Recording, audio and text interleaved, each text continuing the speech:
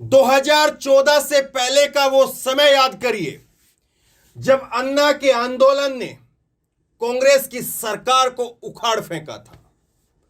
अब 2024 से पहले एक बड़ा आंदोलन खड़ा हो रहा है और यह मोदी सरकार को उखाड़ करके फेंक सकता है। ये जब अन्ना के लिए जगह थी रामलीला मैदान, और अब इन महिलाओं के लिए, पहलवानों के लिए जगह होगी इंडिया गेट।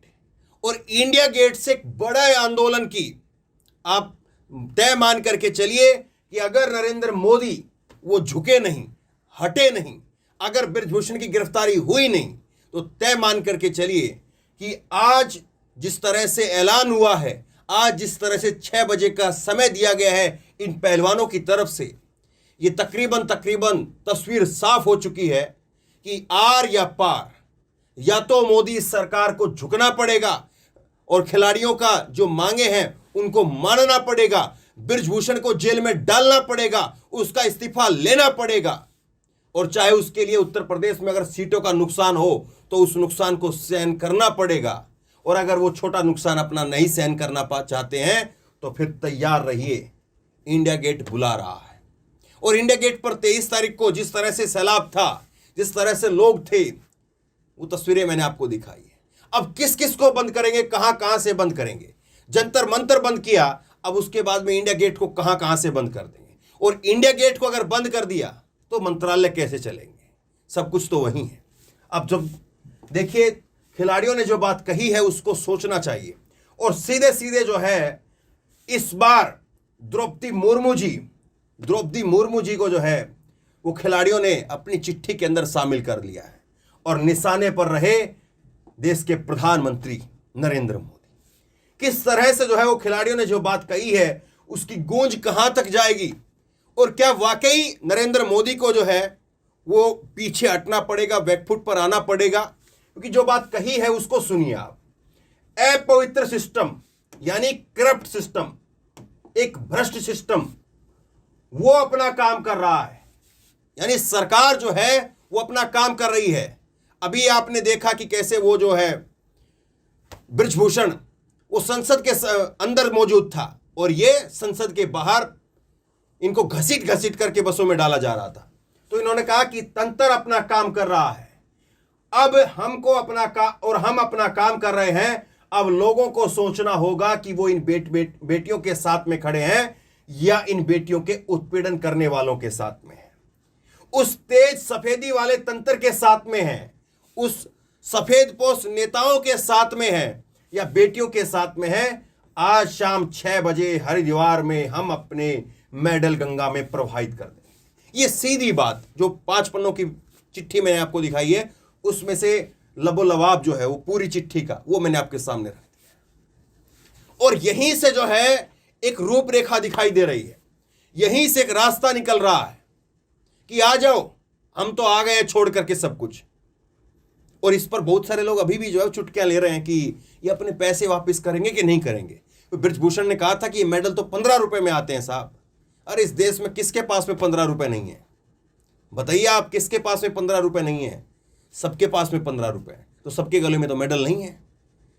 एक इकलौती खिलाड़ी है साक्षी मलिक, जो कि ओलंपिक में महिला खिलाड़ी पदक लेकर के आई, और आज ये पदक गंगा के अंदर चला जाएगा।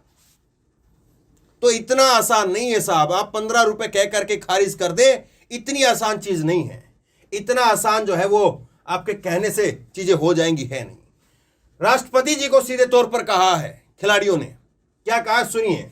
अब लग रहा है कि इन मेडलों का, हमारे गले में सजे इन मेडलों का कोई मतलब नहीं है, और इनको लौटाने की सोचने भर से हमें मौत लग रही है। क्योंकि एक जान है, जैसे कर्ण से उसका कवच मांग लिया जाए, ऐसे खिलाड़ियों से उसका मेडल मांग लिया जाए, और किसी अफसर से, किसी अधिकारी से कह दिया जाए कि अपने सितारे उतार करके दे दो, तो ठीक उसी तरह से हमें अपनी मौत लग रही है, लेकिन अपने आत्मसम्मान के साथ समझौता करके जीना भी क्या जीना है।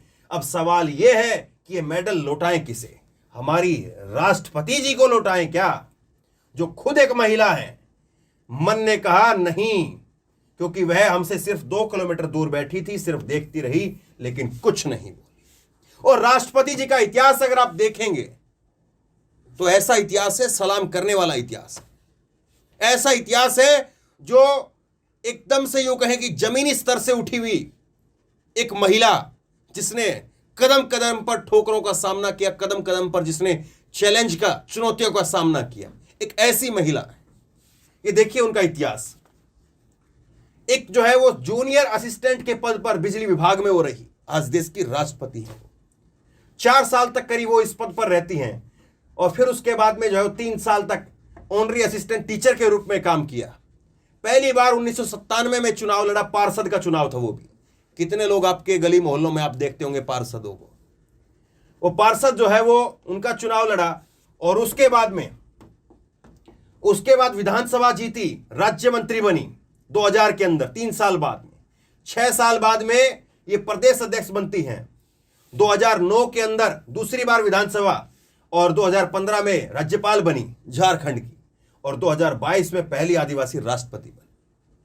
तो उम्मीद बहुत थी, लोगों को भी उम्मीद थी और बहुत शानदार बोलती भी है। अगर आपने इनका भाषण नहीं सुना है तो कभी सुनिए किसी मौके के ऊपर।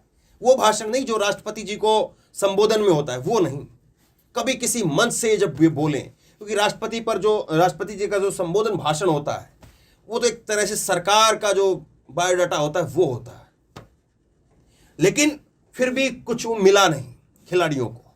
और फिर दूसरा नाम, देश में 2 ही नाम है, या तो राष्ट्रपति या प्रधानमंत्री। दूसरा नाम जो है प्रधानमंत्री का है। बेटियां कह रही कि हमारे प्रधानमंत्री को लौटा दे क्या, ये बेटियों ने पूछा। फिर हम अपने प्रधानमंत्रियों को लौटा दे क्या जो हमें अपनी घर की बेटियां बताते थे। मन नहीं माना, क्योंकि उन्होंने एक बार भी हमारी सुध नहीं ली और संसद के उद्घाटन में उस उत्पीड़क को बुला लिया जो लगातार ठाके लगा रहा है।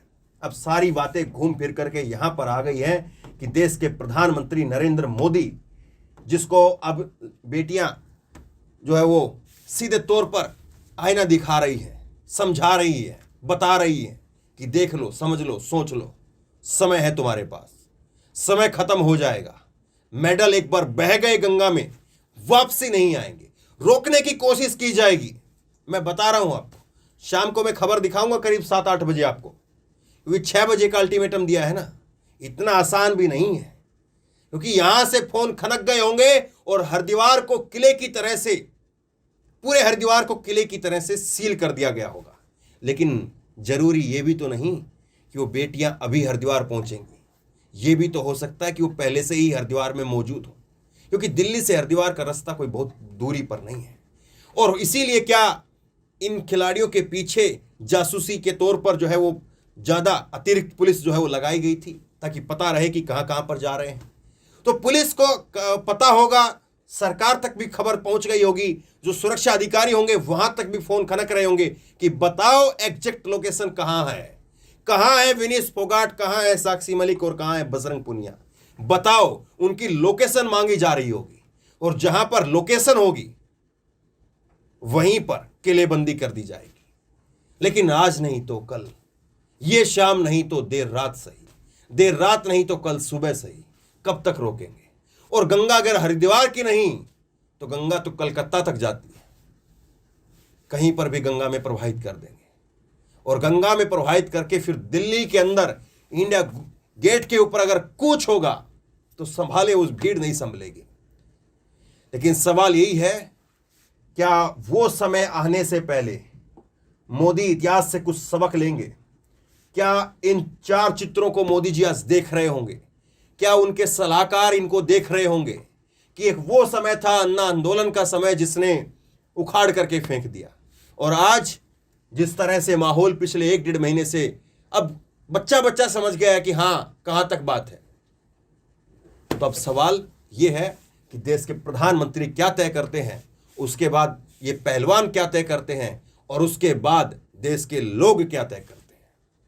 क्या वाकई अन्ना से बड़ा एक दूसरा आंदोलन देश के अंदर होगा, या ठोक पीट करके, घसीट करके कहीं ना कहीं किसी न किसी जगह पर धाराएं तो दंगे वाली लगी हुई हैं, हो सकता है कि हिरासत में या जेल में कुछ लंबे समय के लिए मामले को ठंडा करने के लिए डाल दिया जाए। आप बताइए क्या प्रतिक्रिया होगी देश की उस वक्त में। आप क्या सोचते हैं? नीचे कमेंट बॉक्स में अपनी राय लिख करके जरूर बताइए। इस वीडियो को शेयर करिए, लोगों तक पहुंचाइए और इसी तरह की तमाम खबरों के लिए ऑनलाइन न्यूज इंडिया को सब्सक्राइब कीजिए। साथ में जो बेल आइकन है घंटी उसको जरूर दबाइए ताकि जैसी कोई खबर अपलोड करें उसकी नोटिफिकेशन सीधे सबसे पहले आपको मिल सके। धन्यवाद। इस खबर को अभी लाइक करें, शेयर करें, अभी चैनल को सब्सक्राइब करें और घंटी जरूर दबाएं।